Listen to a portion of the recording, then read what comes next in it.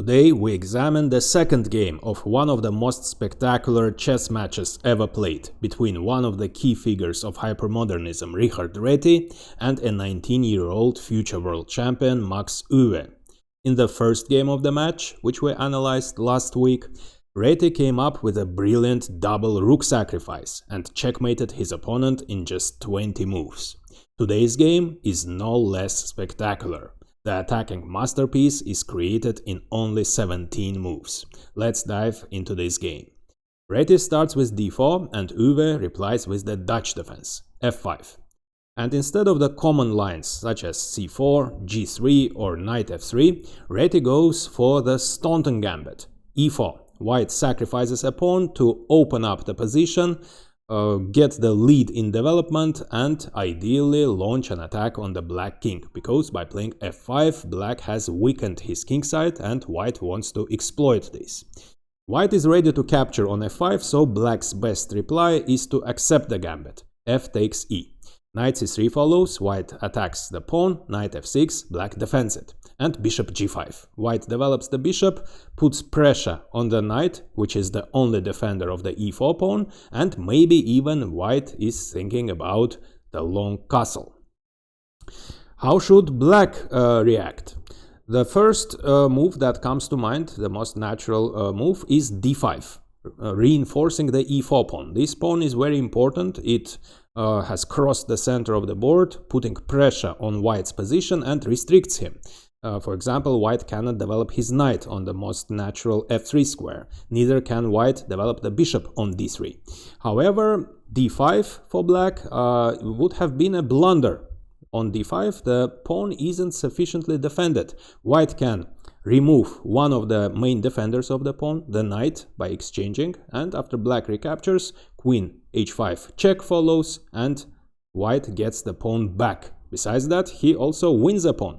The e4 pawn is under attack and there is nothing black can do to defend it. f5 of course would be a terrible blunder because of queen e5 check and black is losing the rook. And let's say if black, to save the e4 pawn, exchanges the queens, then after knight takes d5, the e4 pawn has survived, but both c7 and f6 are under attack, so white wins a pawn. So the natural looking d5 doesn't work. If black plays e6 instead, in order to develop his kingside, so planning to develop the bishop and castle kingside, then the knight would be pinned and white can immediately get the sacrificed pawn back with a better position. For this reason, Euwe plays, as he has to develop his kingside, he plays g6. He's going to fianchetto his bishop and then castle kingside. So this pawn is really annoying. White must do something about it. White cannot develop naturally because of the pressure of this pawn. But it turns out that capturing this pawn right away doesn't give white any advantage. In order to capture it, white first must give up his bishop, and after the exchange, it's true, white gets the pawn back, but black can play d5 with a tempo. The knight must retreat, so white must spend another tempo, after which white wouldn't have any lead in development, and black would have the advantage of two bishops. So black would have a slight advantage in this case. So bishop takes f6 followed by knight takes e4 doesn't work. That's why, in order to eliminate this pawn, Reti makes a standard move in the Staunton gambit, f3. He is going to capture on e4 with the pawn. And the best reply for black would have been d5, trying to retain this pawn. Now, again, white can capture this pawn by first exchanging on f6, but as we already know, after all these exchanges, black would have a slight advantage on account of his bishop pair.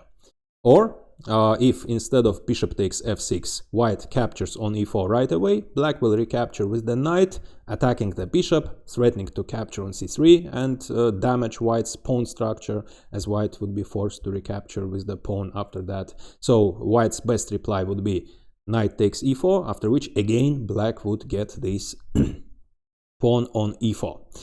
The engine evaluates this position as equal, so black is up a pawn, but his pawn structure is damaged. He has doubled isolated pawns, but still this pawn on the one hand is weak, it's isolated, on the other hand it's strong. As we already know, it doesn't let white develop his pieces in the most natural way.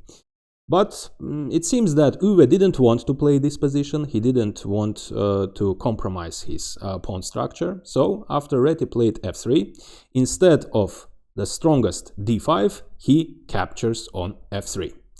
It's true, after this he has a clear, he is a clear pawn up and his pawn structure is intact, but black doesn't have the pawn on e4 anymore and white achieves what he wanted, his main goal. So the main idea of the Staunton gambit is to get the active piece play as a compensation, to get the lead of development as a compensation for the sacrificed pawn, and white achieves this goal. He now can naturally, actively develop his pieces. The knight is greatly placed on f3, and after bishop g7, bishop d3. So white has developed all his minor pieces.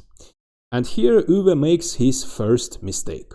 He should have either castled kingside, ensuring the king's safety, or he should have thought about the development of his queenside. He could have played d5, challenging white's domination of the center, opening the bishop's diagonal, and the position would have remained more or less equal. Probably white would have had only a slight advantage. But instead of this, Euwe notices that the b2 pawn is weak, as white has moved away the bishop from c1, and he wants to exploit this. He plays c5. Attacking the central d4 pawn and opening the queen's diagonal. He's going to play queen b6, putting pressure on the pawn. But the b2 pawn is known as a poisoned pawn, so by making all these moves, c5, queen b6, and maybe even queen takes b2, black will neglect his development. So it's dangerous to capture this pawn. But let's see what happens next. Black is ready to capture on d4, and the central pawn is valuable, so Reti pushes it forward, increasing his space advantage. Black doesn't have the e4 pawn anymore, which used to restrict white, and the opposite is the case. Now the white pawn has crossed the center of the board and restricts black. For example, black cannot develop his knight on c6. And Euwe makes another mistake. Again, he should have either castled kingside or played d6, thinking about the development of his queenside, opening the bishop's diagonal, vacating the d7 square for the knight, but instead he sticks to his plan. He plays queen b6, spending another tempo. Instead of developing his pieces, ensuring the king's safety, he moves his queen, targeting the b2 pawn. How should white react? Should he defend the pawn? Of course, no. White has a lead in development, he has the initiative, and when you have the initiative, you should play actively. You shouldn't be afraid of sacrificing material. If white wastes time defending this pawn, his initiative might disappear. So Reti makes the strongest move. After queen takes b2, the knight on c3 would fall under attack, so he plays queen d2, developing the queen and defending the knight, and also preparing the long castle, after which the king himself will defend the b2 pawn. And another mistake by Euwe follows. Again, he should have either castled or played d6, but he captures the pawn, spending another tempo. So, however, of course, Euwe knew that the b2 pawn is a poisoned pawn, but he had in mind a very interesting tactical idea. The rook is under attack. Reti makes the most natural move, rook b1, saving his rook with a tempo. Now the black queen is under attack, and now we will see Euwe's idea. At first sight, black has only one move. His queen is under attack, and the only square the queen has is a3. But it's clear that after queen a3, white's initiative would increase to its maximum. White can play knight b5, attacking the queen, targeting the c7 square with a fork. If the knight invades c7, of course, that would lead to the material loss for black. The only move black has is queen takes a2, saving his queen and attacking the rook. Now knight c7 check would be a terrible mistake because of king d8, and both the rook and the c7 knight would be under attack. But of course white wouldn't give this check on c7. Instead he would have castled kingside, finishing his development, connecting his rooks. Now the b1 rook is defended, knight c7 check is threatened.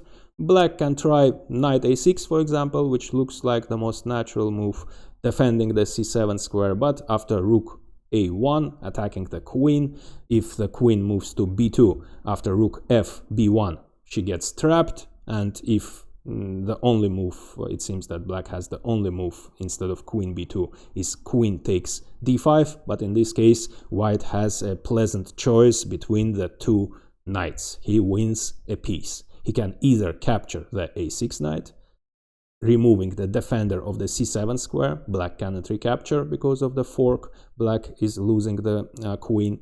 Or white can choose another knight. Instead of rook takes a6, he can capture this knight. The f6 knight is the only defender of the black queen, so white can remove it, and it turns out that if black captures back, then after bishop takes g6 check with the discovered attack on the queen, black is losing his queen.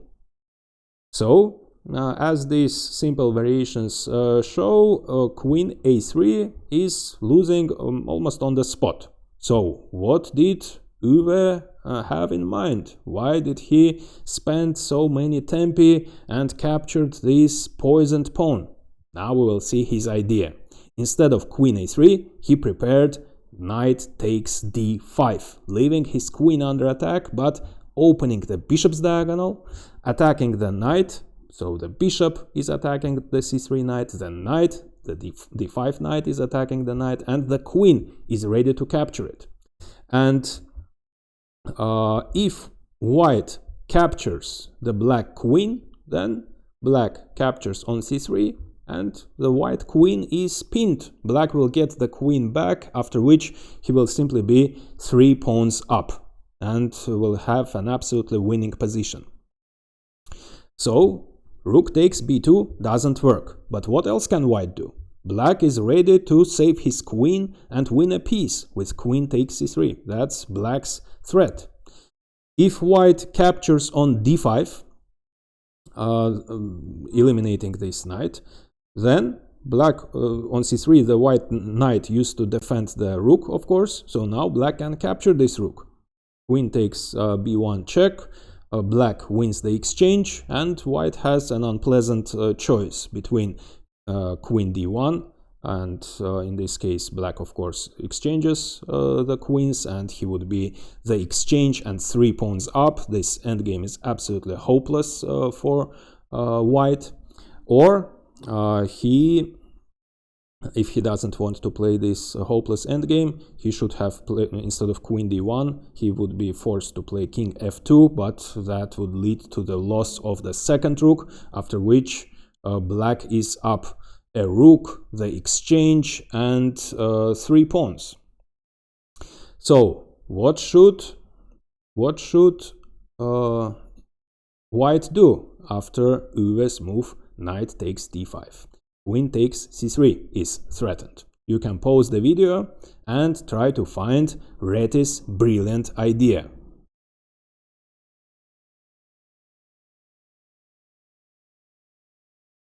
So, Reti most probably had foreseen all this when he sacrificed the b2 pawn. And although we just indicated that knight takes d5 leads to a loss of the 2 rooks, Reti didn't stop his calculations at that point. He actually outcalculated Euwe. Probably Euwe was sure that knight takes d5 doesn't work. But actually, knight takes d5 is the only move, after which white still has a big advantage. So white must sacrifice material. Knight takes d5 follows. Black captures the rook. Queen takes b1 check. As we know, queen d1 leads to the exchange of the queens and the hopeless endgame for white. So king f2.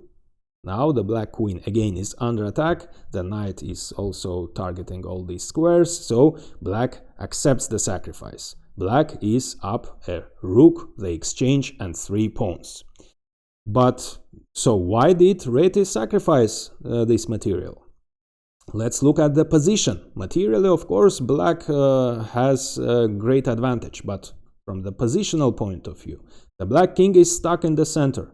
The black queen is out of play in the corner of the board. So Reti has lured the black queen to the corner of the board. The queen side isn't developed. The king's rook isn't playing. While the white pieces, just look at the white pieces. They are all very active and they are ready to launch a devastating attack on the black king. However, white must play precisely. For example, it's very easy to make a mistake here. If white gets tempted by the rook and captures it, let's say after knight c7 check, king d8, knight takes a8, black would get a winning position. So white got one of the rooks back, but black is still up the exchange and 3 pawns. White's attack has faded away. His knight is out of play in the corner of the board, and black seizes the initiative after rook f8, putting pressure on the f-file, pinning the knight. That means the knight isn't really defending the h2 pawn. Black is ready to capture it, bringing his queen back into play. Besides that, the knight isn't defending the d4 square, so bishop d4 check is also threatened. Black is also ready to finally develop his queen side with knight c6, so black is winning in this case. So knight c7 check and knight takes a8 doesn't work. White didn't sacrifice 2 rooks to get one of them back and then get a lost position. He sacrificed the rooks in order to checkmate the black king, so he continues his attack. The knight, of course, is much better placed in the center of the board than on a8. On the d5, it's attacking e7. So black is ready to castle kingside. If he castles kingside, he would solve all his problems. His king would be absolutely safe, and with his great material advantage, he would win. So white must prevent this. Bishop takes e7. Supported by the knight, the bishop can capture this pawn. The kingside castle is prevented, and the king is absolutely exposed now. There is no pawn, the black pawn on e7. The e-file is open, and white has a terrible threat of bishop d6, blocking the d7 pawn, after which the light-squared bishop won't be able to join the game. It would be out of play. And the main threat after bishop d6, of course, as the e-file would be open, would be a deadly check, queen e3 check, followed by the invasion of the queen on e7, and that would be the end. That would lead to a checkmating attack. So, in anticipation of bishop d6, that would block the d7 pawn, Euwe plays d6, at least to open the bishop's diagonal so that it can take part in the game. Of course, still, bishop takes d6 follows. White, as we already know, threatens deadly queen e3 check and the invasion on e7. That's why knight c6. The knight controls this square, defending his king. We have reached another critical position. What next? How should white continue the attack in the most effective way? You can pause the video and try to find the best move.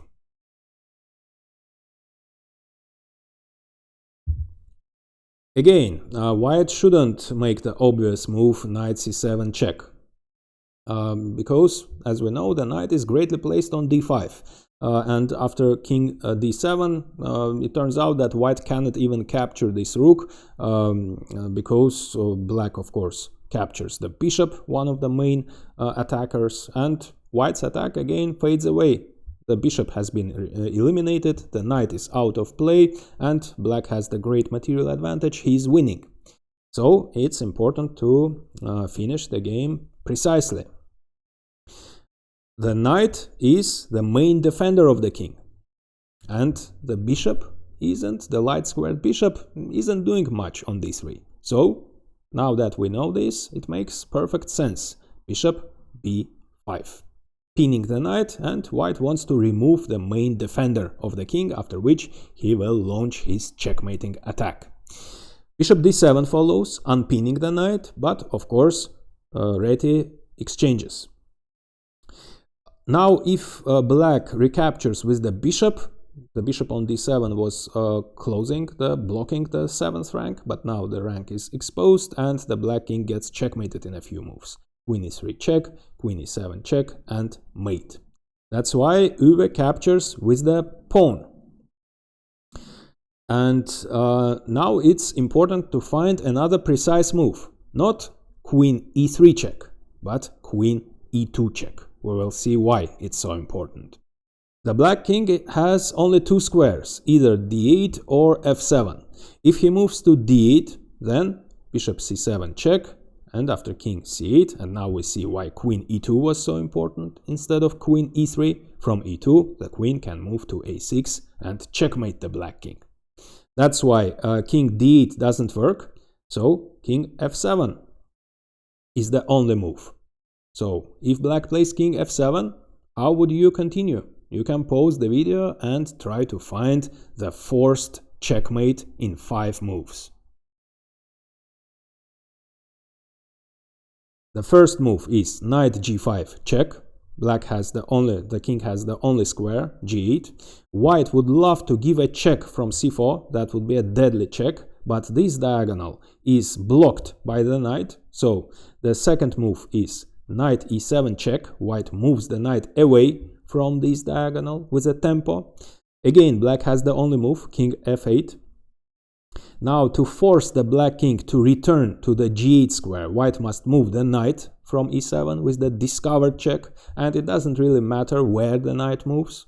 It can move to c8, to c6, or the most spectacular is knight takes g6 with double check, discovered check, and after king g8, queen c4 check. The only move is bishop a6 and mate. For this reason, after queen e2 check, as there is nothing black can do to prevent the checkmate, Euwe resigned.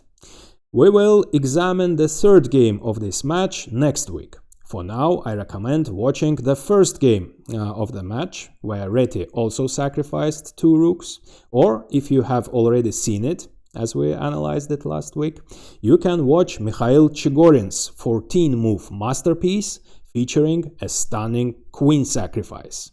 But first, I'd be grateful if you like this video, write comments, share and subscribe, as all this is really helpful for the channel growth.